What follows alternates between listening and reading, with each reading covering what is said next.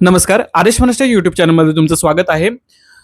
अशोक खरात सारखी प्रकरणं आपल्याकडे होतच राहणार. असे बाबाभाऊ आपल्याला जन्मत राहणार नेहमी. का? कारण की एक उदाहरण सांगतो तुम्हाला. आपल्या देशातील सर्वोच्च नेत्यांपैकी एक नेता ज्यावेळेला स्वतःला म्हणतो की "मैं फुल्ली कन्व्हर्स्ड टू नॉन बायोलॉजिकल हू." म्हणजे त्याचा म्हणण्याचा अर्थ असतो की मी माणूस नसून मी कुठेतरी अवतार आहे. ते म्हणतात नाही का पिक्चरमध्ये चांगला डायलॉग आहे, "अपुनीच भगवान आहे," असं वाटण्याची ही कुठेतरी ते त्यांचं स्टेटमेंट होतं. त्या स्टेटमेंटचा आपण सर्वसामान्यांनी कुठेच निषेध केला नाही, कुठेच त्यांना विरोध केला नाही आणि उलट आपणच त्यांची वाहवाही केली. आपणच त्यांना कुठेतरी त्यांची मंदिरं बांधायचा प्रयत्न केला आणि त्यांना देव बनवायचा प्रयत्न केला.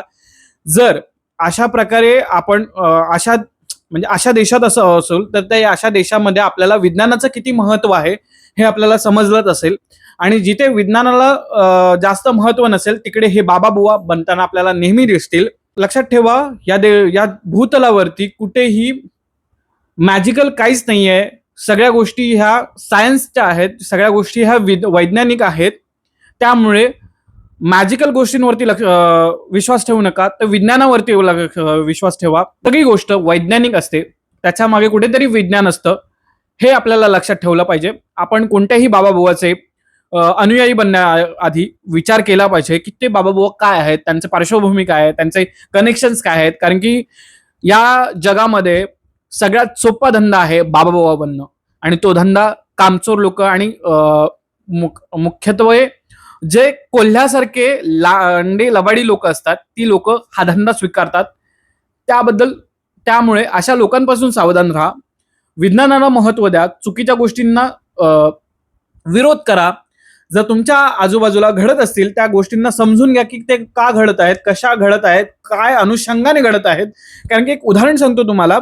गेल्या काही दिवसांपूर्वी म्हणजे सध्या महाराष्ट्रामध्ये सध्या महाराष्ट्रामध्ये जे गव्हर्नमेंट आलं आहे ते गव्हर्नमेंट येण्यापूर्वी काही उत्तरेतले बाबाबुवा हे महाराष्ट्रामध्ये येऊन सत्संग करत होते. महाराष्ट्रातले जे मूळ उत्तर भारतीय लोक आहेत त्या उत्तरी भारतीय लोकांना इन्फ्लुएन्स करण्याचा प्रयत्न करण्यात गेला होता आणि कुठेतरी धार्मिक वातावरण निर्माण करायचा प्रयत्न केला होता आणि धर्माच्या आधारे निवडणुका जिंकायचा प्रयत्न करण्यात आला होता.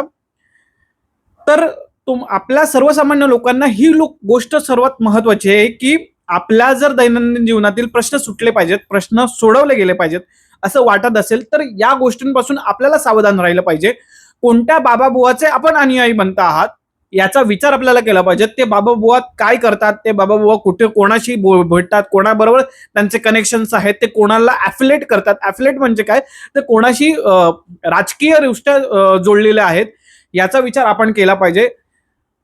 तरच आपली प्रगती पुढे होऊ शकते.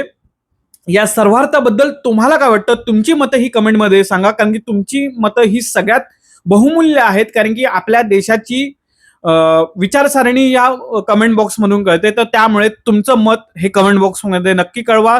अधिक माहितीसाठी